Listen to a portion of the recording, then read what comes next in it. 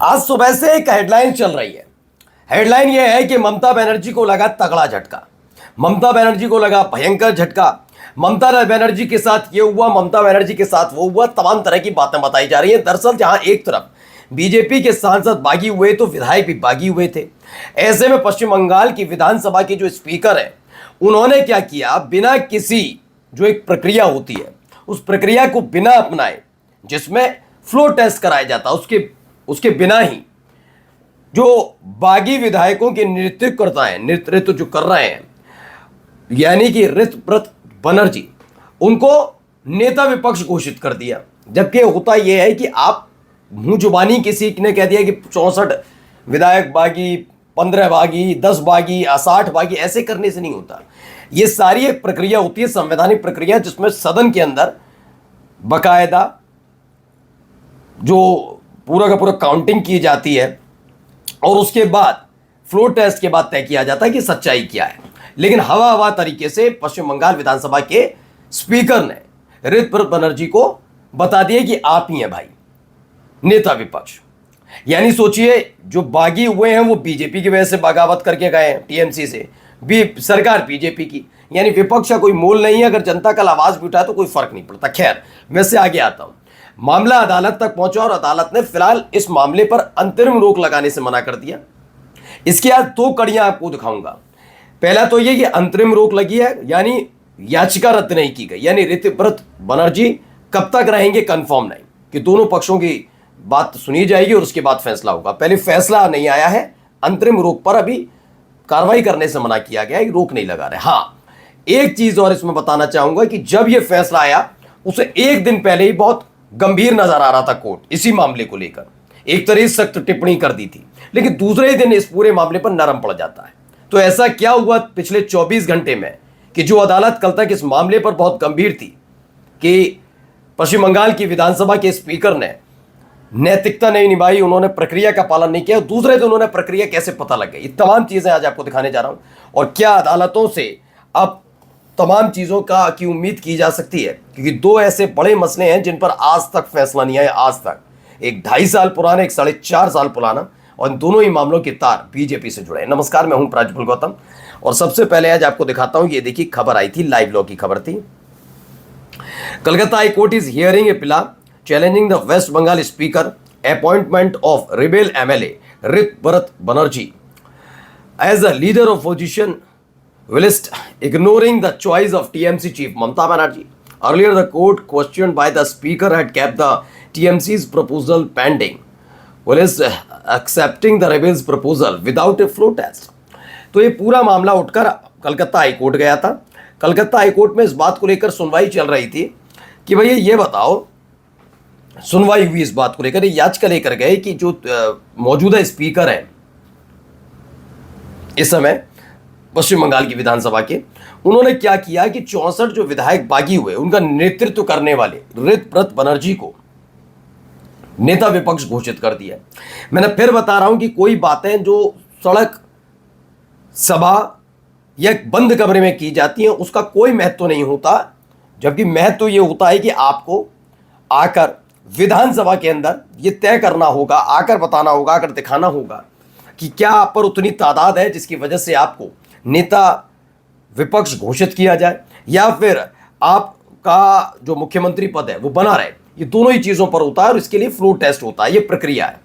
अब इसी को लेकर कलकत्ता हाई कोर्ट में होती है बहस और कहा जाता है कि कैसे हुआ। खुद सख्त नजर आया कलकत्ता हाई कोर्ट की, भाई आपने ये कैसे कर दिया, फ्लोर टेस्ट क्यों नहीं कराया, फ्लोर टेस्ट से पहले ही आपने कैसे घोषित कर दिया कि ऋतव्रत बनर्जी बनेंगे।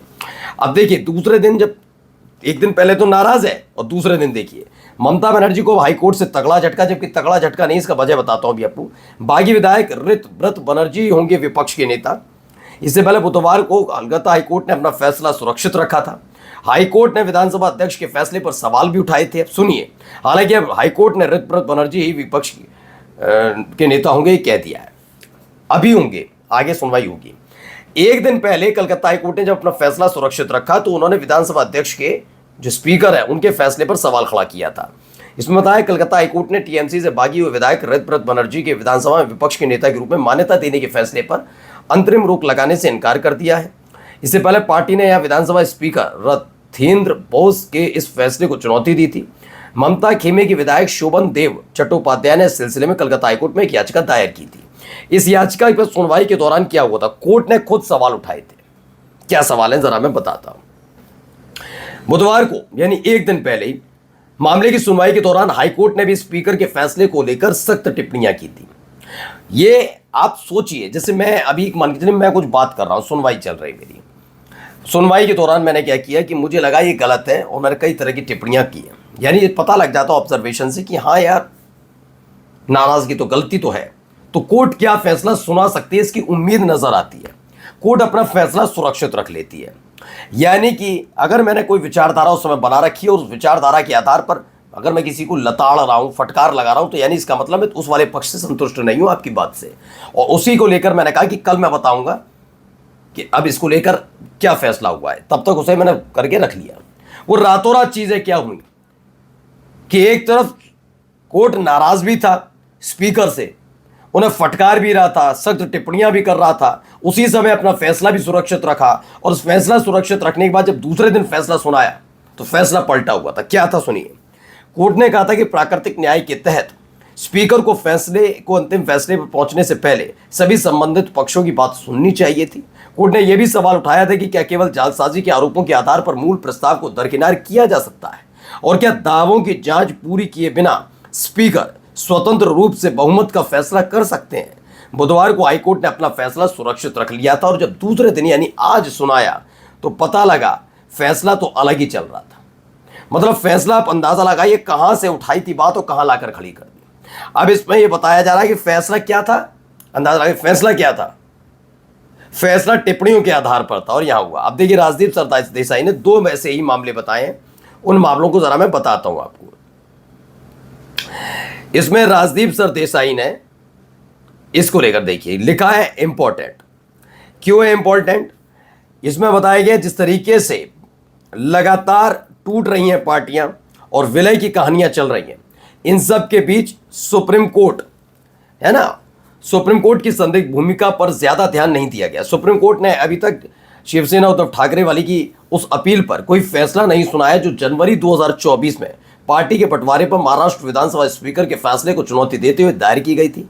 इसमें 30 महीने और 4 चीफ जस्टिस ऑफ इंडिया बदल चुके हैं और यह सिलसिला अभी भी जारी है। यह मामला चल रहा है, कोई सुनवाई मतलब फाइनल जो होता है ना, फाइनल डिसीजन आता है, अभी तक फाइनल डिसीजन कोई है ही नहीं। अभी सब कुछ शांति पर पड़ा हुआ है। आप अंदाजा लगा रहे हैं। दूसरा ये मामला बताते हैं एक और, आप कितना देखिए क्या क्या हो रहा है देश के अंदर, आप समझिए। दूसरा इन्होंने बताया सुप्रीम कोर्ट ने गोवा कांग्रेस नेता गिरीश चोडंकर की मार्च 2022 यानी 4.5 साल पुरानी 4.25 साल पुरानी दायर याचिका पर अभी तक कोई फैसला नहीं सुनाया है, जिसमें दल बदल से जुड़े बॉम्बे हाईकोर्ट के आदेश को चुनौती दी गई थी। 4 साल से ज्यादा समय बीत चुका है। जब इस दौर का इतिहास लिखा जाएगा तो संवैधानिक संरक्षक के तौर पर सुप्रीम कोर्ट के कामकाज की गंभीरता से समीक्षा होनी चाहिए।